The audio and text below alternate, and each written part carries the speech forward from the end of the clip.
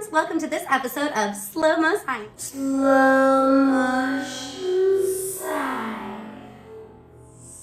For this exploration, all you need is a video camera with a slow motion feature. If you do not have that, don't worry, you can just watch this video and make discoveries by following along with me. So, you will notice that right now I am standing in front of this projector. You can see an image on this projector lightly because of the light that is shining from the projector above and then bouncing off of the actual projector screen. So let's see what happens with the light coming from the actual projector itself up here. If I play an episode of something moving fast, maybe I can play, let me see, this episode of SciShow, From Old School Gardening to the Future of Food. Let's play that. And then let's take a video of the projector up above and see what's happening to the light in slow motion.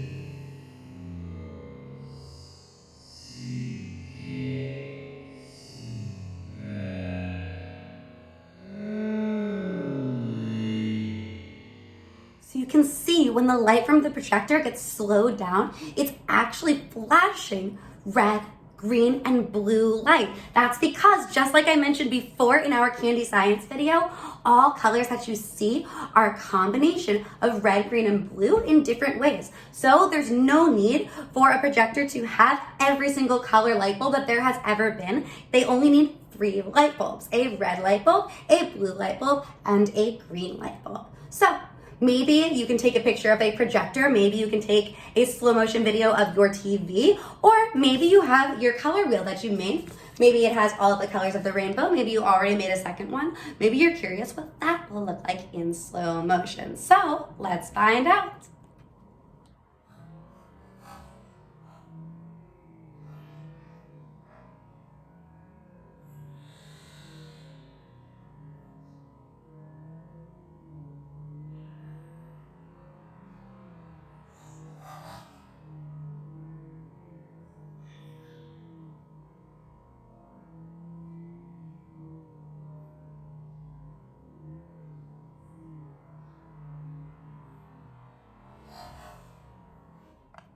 So, just like this spinning wheel appears to be cyan when you're observing it spinning in real time, and we know it's actually just flickering green and blue light in slow motion, the projector screen behind me looks like it's all of these different colors and looks like it's solid, but it's actually flickering red, green, and blue light in different combinations that's going so fast that you can't see.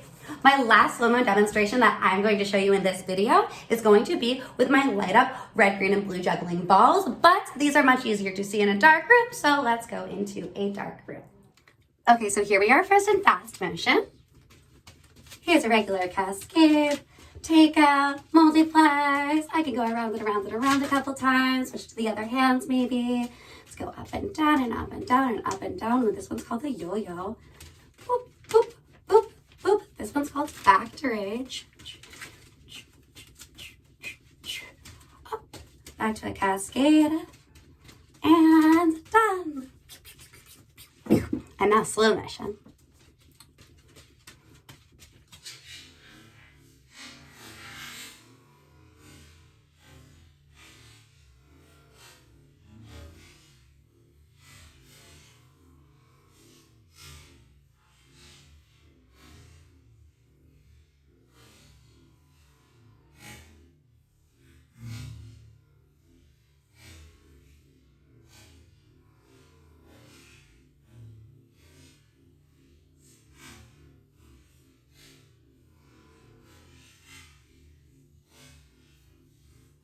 So this is funny. Since the camera has a higher frame rate than our actual eyes do, meaning that the camera takes pictures faster than our actual eyes, in person, this appears to be white, but even just on this regular camera, since it has a higher frame rate than our eyes, you can see that it's flashing red, green, blue, red, green, blue, red, green, blue, really fast, which makes it look white if you're actually standing in front of it in person. So for this one, we didn't actually need the slow-mo video, but it still looked cool and you can see the colors separate even more. So to continue this activity at home, if you do happen to have a slow motion camera, you can take slow motion videos of anything that you're curious about that has to do with the physics of light, thinking about where might I actually see that lights are flashing really, really quickly, But my eyes are not seeing it fast because your eyes are only taking pictures so fast. Even with your regular camera, it's moving faster than your eyes. So in slow motion, maybe if you just take a picture of a regular light bulb or take a picture